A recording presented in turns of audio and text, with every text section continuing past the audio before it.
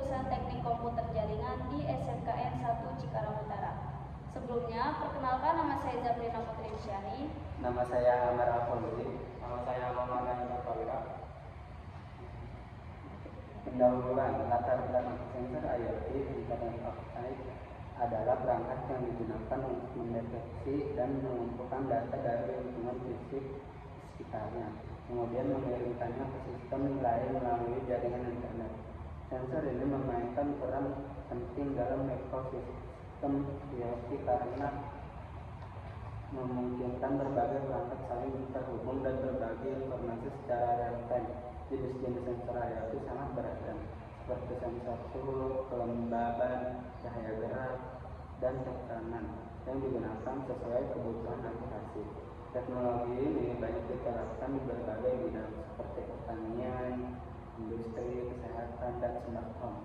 Dengan integrasi sensor IoT, efisiensi operasional dan pengambilan keputusan dapat meningkatkan secara signifikan.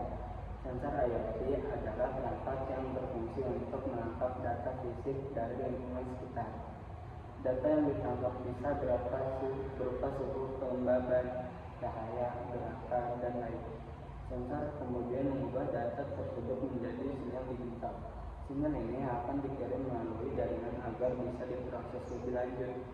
Menurut Wahyuni, tahun 2020, sensor IoT sangat penting karena menjadi penghubung antara dunia fisik dan sistem digital. Perkembangan Internet of Things IoT atau IoT dipengaruhi oleh beberapa faktor utama. Kemajuan teknologi sensor memungkinkan pengumpulan data secara real-time dari berbagai objek fisik. Peningkatan konektivitas jaringan internet seperti Wi-Fi, Bluetooth, dan jaringan seluler yang menghubungkan perangkat IoT secara efisien. Kemunculan komputasi, SD, dan cloud computing yang mendukung memproseskan dan penyimpanan data besar secara cepat. Tarif berlangganan internet yang semakin terjangkau sehingga memperluas akses penggunaan IoT. Oleh karena itu, optimalisasi pemanfaatan perangkat IoT, khususnya sensor, perlu diterapkan juga di lingkungan pendidikan seperti jurusan Teknik Komputer Jaringan di SMKN 1 Cikarang Utara. Sementara teknologi informasi dalam kegiatan pembelajaran dapat meningkatkan efisien praktik dan memperkaya kompetensi siswa. Penggunaan sensor IoT seperti sensor suhu, gerak, dan lainnya di lab atau di TKJ kemungkinan proses monitoring otomatis dan real-time serta mendukung terciptanya lingkungan pembelajaran berbasis industri. Dengan penerapan sistem ini, siswa tidak hanya memahami teori, tetapi juga memiliki keterampilan dalam membangun dan menganalisis sistem IoT secara langsung sesuai tuntunan dunia kerja. Rumusan masalah: bagaimana sensor IoT berperan dalam mengumpulkan, memproses, dan mengirim data ke sistem pusat. Pembatasan masalah: berdasarkan latar belakang dan rumusan masalah yang diuraikan penelitian ini dibatasi pada efektivitas IoT. Untuk meningkatkan efektivitas IoT itu sendiri, tujuan penelitian. Jadi tujuan penelitian ini untuk mengetahui tentang efektivitas sistem IoT. Manfaat penelitian bagi peneliti.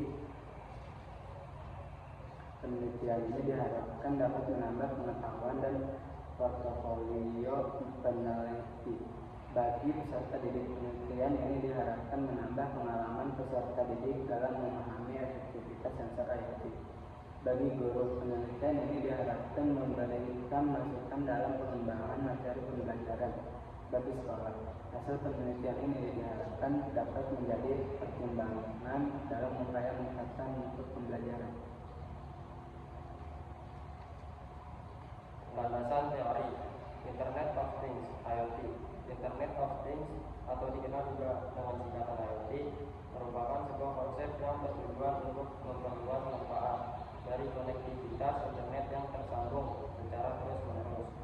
Adapun kemampuan seperti berbagi data, remote control, dan sebagainya, termasuk juga bahan benda di dunia nyata.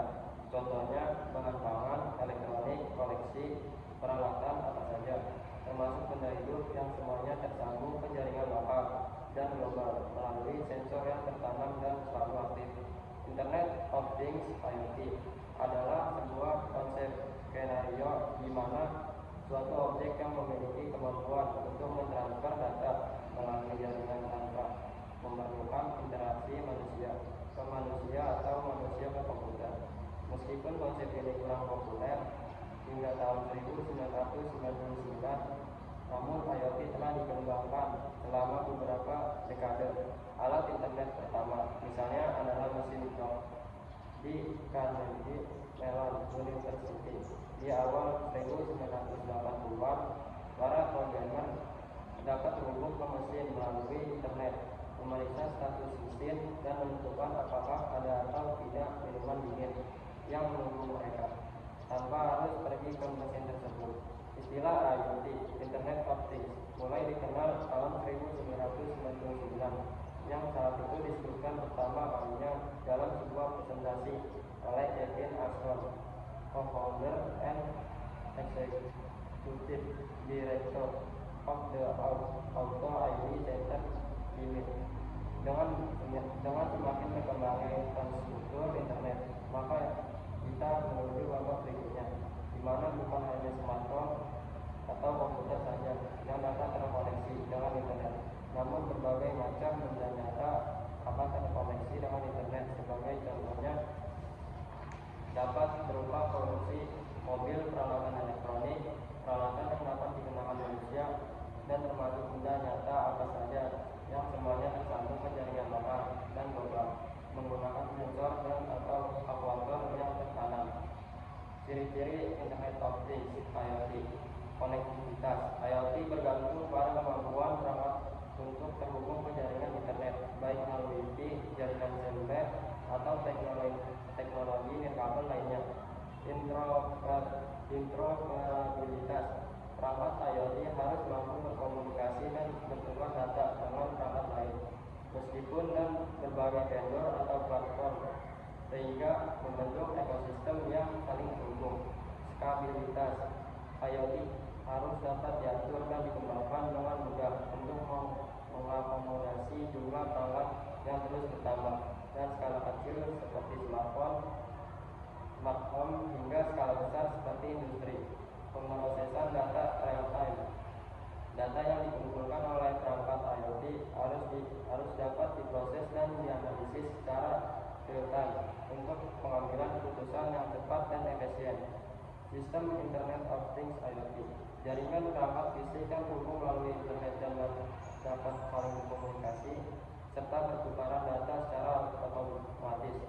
Perangkat-perangkat ini, yang juga disebut objek pintar, dapat berkisar dari termostat pintar hingga kendaraan, mesin industri, dan berbagai perangkat lainnya. IoT memungkinkan perangkat-perangkat ini untuk mengumpulkan, mengirim, dan memproses data serta bertugas secara otomatis. IoT adalah konsep di mana berbagai objek atau perangkat dapat terhubung ke internet dan saling berkomunikasi. Perangkat-perangkat ini dilengkapi dengan sensor, perangkat lunak, dan konektivitas jaringan untuk mengumpulkan, mengirim, dan memproses data. Jenis-jenis sensor Internet of Things (IoT). Sensor suhu dan kelembapan. Mengukur suhu dan kelembapan lingkungan sering digunakan dalam aplikasi pemantau cuaca, pengelolaan bangunan, dan pertanian cerdas. Sensor gerak mendeteksi gerakan digunakan dalam sistem keamanan otomatis dan smartphone. Sensor cahaya mengukur intensitas cahaya digunakan dalam sistem penerangan otomatis, pemantauan lingkungan, dan aplikasi fotografi.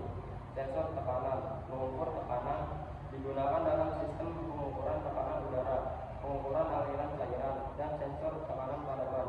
Sensor gas mendeteksi keberadaan dan kadar gas digunakan dalam sistem deteksi kebakaran, pemantauan kualitas udara, dan aplikasi industri.